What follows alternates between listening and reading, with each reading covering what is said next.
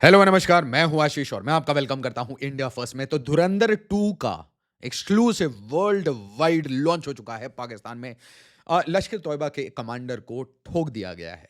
बिल्कुल सही सुना आपने। अननोन धुरंधर ये हिट करते हैं और पाकिस्तान से एक अजीब सा साबर रैटलिंग, न्यूक्लियर साबर रैटलिंग कि भाई हम दिल्ली पे न्यूक्लियर बम डाल देंगे, मुंबई पे न्यूक्लियर बम डाल देंगे। और आप मेरी बात क्यों सुन रहे हैं? आप ये वीडियो कि देख लीजिए। पाकिस्तान देखिए, अगर push comes to shove, let say Iran सूरत हाल ख़राब हो जाती है, इसराइल आके हमारे पास हमारे साए बैठ जाता है, कल को कोई ऐसी सूरत हाल डेवलप हो जाती है जहाँ अमेरिका भी हमारे न्यूक्लियर प्रोग्राम को ऐसी बुरी नज़र से देखता है या हमारी न्यूक्लियर कैपेबिलिटी को तबाह करने की कोशिश। तो महाशय अब्दुल बासित हैं, है ना? जानकारी के लिए जो लोग नहीं पहचानते, अब्दुल बासित बहुत ज़्यादा उल्टी-सीधी बातें करता था। इसको पता नहीं बहुत ज़्यादा स्पेस मिला हुआ था। जब भी ये ऑनवॉय था, उस टाइम में इसको बहुत स्पेस मिलता था इंडिया में। इंडिया के न्यूज़ चैनल इसी के सामने खड़े हो जाते थे और ये बहुत गंदा एंटी इंडिया रिटॉरिक देता था। कश्मीर के पॉलिटिशियंस से मिलता था ये, सेपरेटिस्ट से मिलता था, उनके लिए इफ्तार पार्टीज़ होस्ट करता था। तो बहुत सारा ड्रामा चलता था भारत में। गुड रिडेंस यार, ये पुलवामा, पहलगाम के बाद इनकी जो ठुकाई हुई है, इनको 88 घंटे ठोका गया है, उसके बाद अदृश्य देशभक्त इनको ठोकते हैं। सो इट्स गुड रिडेंस यार, ये कचरा हमें नहीं देखना पड़ता। इम्पॉसिबल है, बट सुन लीजिए फिर भी। बट मैं ऐसे वर्स्ट केस सिनेरियो की बात कर रहा हूँ जो कि नामुमकिनात में से है मेरे ख्याल में, क्योंकि पाकिस्तान के अल्हम्दुलिल्लाह इतनी कैपेबिलिटी है कि अपना डिफेंस कर सके। लेकिन अगर लेट्स से कोई ऐसी सूरत हाल बन जाती है जो कि नामुमकिनात में से, बट स्टिल एक सिनेरियो हम डेवलप करते हैं। और हाँ, गौर फरमाइएगा, इसकी आइडियोलॉजी के ऊपर गौर फरमाइएगा। ये कितनी एंटी इंडिया विट्रियोल लेके बैठा है, इसके अंदर कितना नफरत है भारत के लिए। और मैं उसका सोर्स भी बताऊंगा, क्योंकि सोर्स में आपको धर्म मिलेगा, सोर्स में आपको रिलीजियस इंडोक्ट्रिनेशन मिलेगा। रिलीजन को यूज करके इंडोक्ट्रिनेट किया गया है सिस्टमैटिकली, और anti India, anti Hindu hate है। मैं आपको दिखाऊंगा विद कि अगर अमेरिका ने पाकिस्तान पे कोई हमला कर दिया, हमारी तो अगर हमारे न्यूक्लियर रेंज में नहीं भी अमेरिका, लेट्स से अगर हम खलीजी ममालिक में जो है उनके अड्डों तक भी नहीं पहुंच सकते या हम इसराइल पे भी हमला नहीं कर सकते, हमारे लिए क्या वाइज रास्ता होगा आपके ख्याल में? इंडिया हमने तो देखिए और कुछ नहीं करना। हमने तो अगर हमारी रेंज वहाँ ना भी हुई और अब हम पे कुछ किसी ने बुरी नज़र से देखा, तो हमने तो बगैर सोचे समझे भारत पे, मुंबई पे अटैक कर देना है, न्यू दिल्ली पे कर देना है। हमने तो छोड़ना नहीं है। सही। हाँ, देखी जाएगी बाद में, छोड़ना चाहिए भी नहीं। अगर हमारे पास और कोई रास्ता नहीं होगा, अगर अमेरिका हमारे कोई हमला करता है, जो कि नामुमकिनात में से, मैं फिर वही कह रहा हूँ, लेकिन ये बात जान लेनी चाहिए तमाम दुनिया को कि अगर खुदा ना खासा पाकिस्तान पे किसी ने बुरी आंख से निकाल डाली, इस पहले इस चीज़ का कॉन्टेक्स्ट समझते हैं। बट मैं चाहता हूँ आप इस वीडियो को ज़्यादा से ज़्यादा लाइक करिए, शेयर करिए, हाइप करिए, चैनल को सब्सक्राइब करिए ना। याद रखिए कि अमेरिका एक बात से बिल्कुल परेशान है। अमेरिका ये सोच रहा है कि भाई जिस तरीके से पाकिस्तान के पास न्यूक्लियर वेपन्स हैं, इसके पास मिसाइल्स हैं, जिस तरीके से मिसाइल की रेंज की एक्सपेंशन हो रही है, यूएस के होमलैंड के ऊपर खतरा है, मतलब अमेरिका के ऊपर खतरा है, इसके बेसिस के ऊपर खतरा है। अमेरिका अफोर्ड नहीं कर सकता एक और ईरान, और इजराइल चाहता नहीं है कि एक इस्लामिक न्यूक्लियर पावर अब एग्जिस्ट करे। आफ्टर ईरान पाकिस्तान का नंबर है, पहले बता चुका हूं आपको। China Pakistan developing nuclear missile that puts US within range.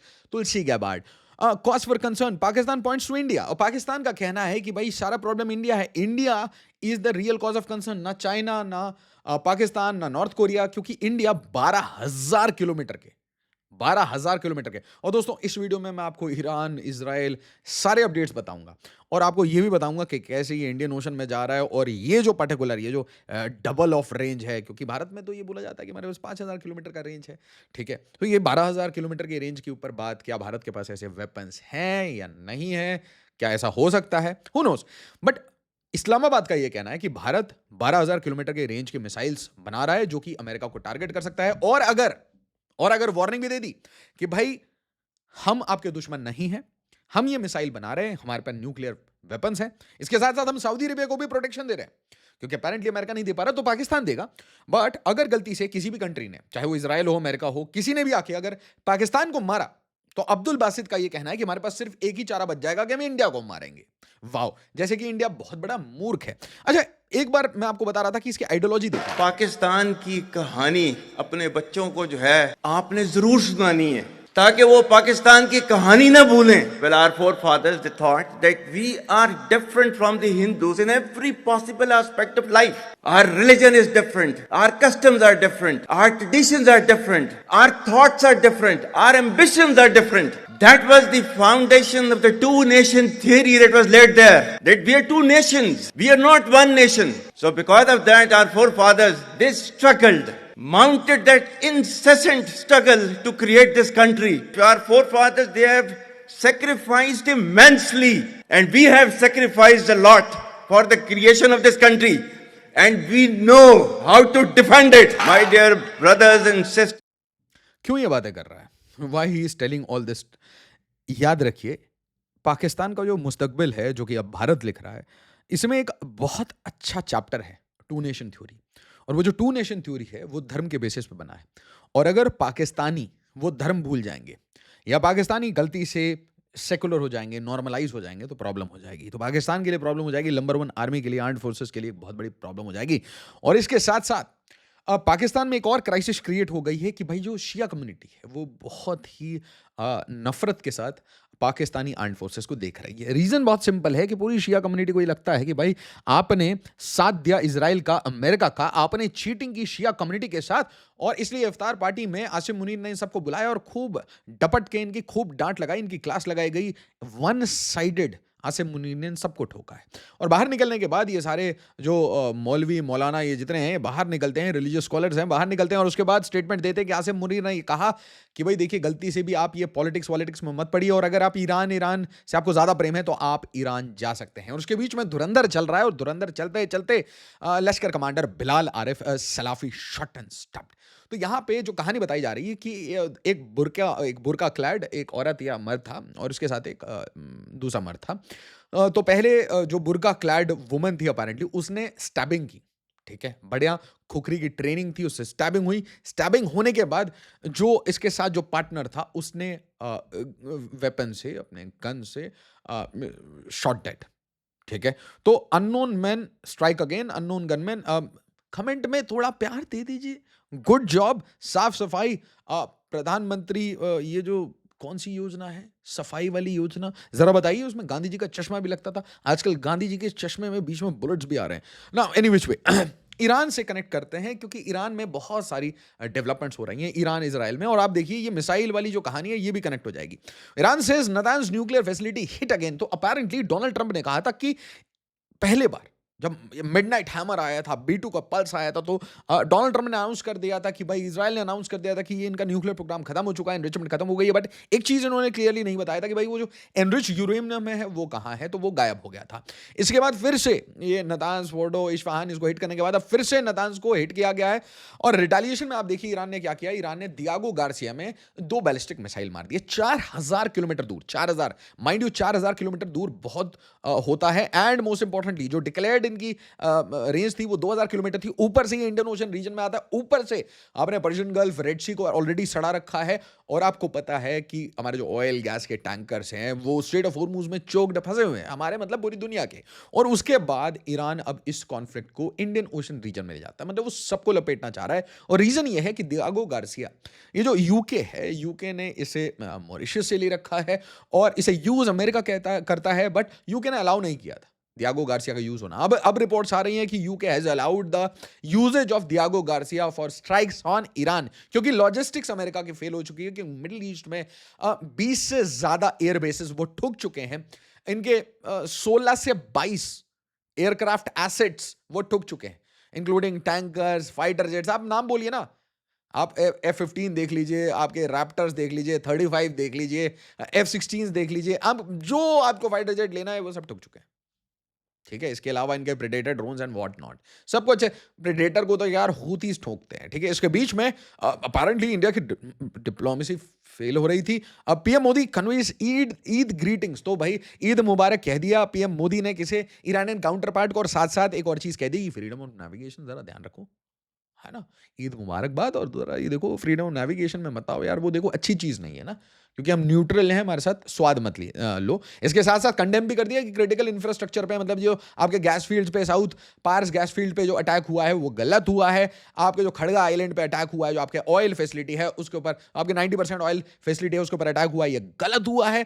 Condemn करते करते मतलब पीएम मोदी ये कह रहे हैं कि भाई देखिए, इंडिया को प्रॉब्लम नहीं आनी चाहिए, फ्रीडम ऑफ नेविगेशन इंश्योर करो और क्रिटिकल ऑयल एंड गैस के इंफ्रा पे अटैक मत करो, बाकी आपस में लड़ो मरो, हमें कोई मतलब नहीं है। इसके बीच में डोनाल्ड ट्रंप ये फंस चुका है। US lift sanction on some Iranian oil as energy prices soar. तो ट्रंप इतना पैनिक कर चुका है कि पहले वो रशिया के जो ऑयल्स हैं, ऑयल गैस है, उसके ऊपर सैंक्शन हटाता है, अब वो ईरान ईरानियन ऑयल गैस जो भाई मार्केट में ऑलरेडी है, ग्लोबल शिपिंग लेन्स में फंसा हुआ है, उसके ऊपर सैंक्शन हटा दिए गए। अच्छा, विल इंडिया रिज्यूम? बिल्कुल हाँ, इसलिए कॉल्स गए थे भाई, एक अच्छी प्राइस पे हम लेना शुरू करेंगे। हमारे जो रिफाइनर्स हैं they are wanting to buy सस्ता तेल, क्योंकि रशियन थोड़ा भी महंगा पड़ रहा है। देखिए, जब हम रशियन महंगा पड़ता है तो हम यूक्रेनियन ले लेते हैं, यूक्रेनियन जब महंगा पड़ता है तो हम ईरानियन ले लेते हैं, और कुछ भी नहीं मिलता तो आपको पता है हमारे एक साइड में कंगलूज हैं, बट अनफॉर्चुनेटली पाकिस्तान और कंगलूज दोनों के पास तेल नहीं है, वरना we can go to any extent, जहां से तेल मिलेगा वहां से हम तेल निकाल लेते हैं। This is the quality of India. India is working for India's interest, nobody's interest. ठीक है, how Trump's war is slipping out of control, ये हम क्यों कहेंगे, ये तो CNN कह रहा है। अपेरेंटली ये बैड मीडिया है, बैड प्रेस है और एंटी ट्रम्प है, ये ट्रम्प कहता है। Trump makes Pearl Harbor remark, इसके बीच में ट्रम्प की बदतमीजी खत्म नहीं होती। लीडर्स को बुलाना व्हाइट हाउस में, उनको बेइज्जत करना, ये कह रहा है भाई सरप्राइज कैसा होता है, एक सरप्राइज एलिमेंट होता है और सरप्राइज एलिमेंट होना चाहिए किसी भी अटैक में। और फिर मजाक करते करते कहना शुरू कर देता है कि जैसे पर्ल हार्बर में आपने हमारे साथ किया ना जापान को, जापान का मुंह सूख जाएगा क्योंकि आपने उसके बाद उनके ऊपर 2 न्यूक्लियर वेपन डाले थे और उसके बाद एक पैसिफिस्ट स्टेट बना दिया। यार देखो, आप सैमुराइज वाले ना, माफिया वाले जापानीज वॉरियर्स है ना, उनको आपने क्या बना के रख दिया, पैसिफिस्ट। और पैसिफिस्ट बनाने के बाद अब उनकी बेइज्जती कर रहे हो, तो एक तरीके से ये इनकी, मैं कहूंगा इनकी सेल्फ एस्टीम को हर्ट किया जाता है। Trump, why didn't you tell me about Pearl Harbor, जो catches Japan PM off guard, her reaction is viral, facial expressions tell it all. Trump says US getting close to meeting objectives in Iran. वो तो भाई meeting objective, हमारा war खत्म हो चुका है, हम जीत चुके हैं, वी आर द विक्टर। इनकी हमने नेवी खत्म कर दी, इनके एयरफोर्स खत्म कर दिया, हम आराम से घूम फिर रहे हैं, हमारे को कोई लोड नहीं है, एक्सेप्ट कि हमारे F-35 के ऊपर हिट आ जाता है, वो एक अलग बात है। इसके बीच में मिडिल ईस्ट से भी प्रेशर आ रहा है। Qatar energy CEO says warned US industry officials against attack on energy पे कृपया करके आप अटैक ना करें। इजराइल को भी बोले ना अटैक करे, ताकि ईरान हमारे एनर्जी इंफ्रास्ट्रक्चर पे अटैक ना करे, हमारी हालत खराब हो रही है। वैसे ही यहां पे इनसिक्योरिटी हो गई है। इसके बीच में जो लोग कह रहे थे कम टू दुबई हबीबी, Eid vibes go missing on, यार ईद ज्यादा तो मतलब दिल्ली में मनाई गई होगी, वैसे तरुण के केस के बाद दिल्ली में थोड़ा माहौल खराब है। और जो भी लोगों को लगता है कि तरुण का केस सिंपल है, नहीं, आज मैंने ऐसा ही केस एक महाराष्ट्र से देखा कि महाराष्ट्र में ऐसे ही पीट पीट के पार्किंग डिस्प्यूट पे ऐसे मार दे रहे हैं। इस टाइप की जो हरकतें हैं, है ना, तो क्या होता है ना कि ये भारत की सोसाइटी को बीच से रप्चर करते हैं। मैं इसके ऊपर ज़्यादा कुछ कहना नहीं चाहता, बट आप एक चीज़ समझिए कि आप किसी भी समाज को never take it for granted. देखिए, पाकिस्तान ने टेकन फॉर ग्रांटेड लिया था, है ना, और अच्छी स्थिति नहीं थी, तो इसीलिए समाज को आपस में एक दूसरे की रिस्पेक्ट करनी चाहिए, एक दूसरे के धर्म जो भी हैं, कल्चर्स हैं, उनकी रिस्पेक्ट करनी चाहिए। और इसके साथ साथ ऐसे काम नहीं करने चाहिए। जो तरुण के साथ हुआ वो अनफॉर्चुनेट नहीं है, मतलब वो उसमें need some action, some good action, some justice has to be, मतलब I don't see justice happening. People are very angry. Why people are angry?